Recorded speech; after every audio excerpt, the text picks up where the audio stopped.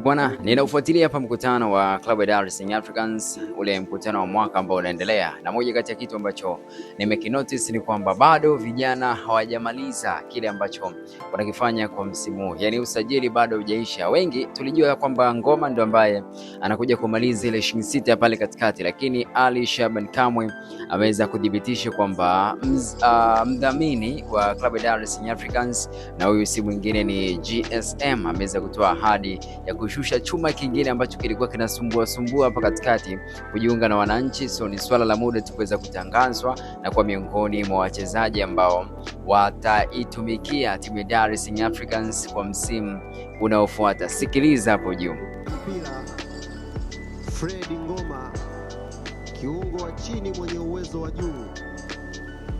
Tukajua sisi tumeshamaliza hili jambo la usajili. Tukajua shughuli imeshafanyaje?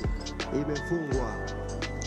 Hafla GSM akampigia simu injinia na kumwambia kauli hii, niliisikia. Yule aliyekuwa anatusumbua pia nimeshamalizana naye, andaeni jinsi ya kumtambulisha. Sijui mnanielewa? Sijui mnanielewa? Tafsiri yake ni kwamba kama walidhani tumemaliza, GSM kasema pochi bado ipo, na msimu huu kazi yake ni moja tu, kutumia hiyo pochi kwa ajili ya furaha na Yanga. Tupige makofi mengi kwa GSM.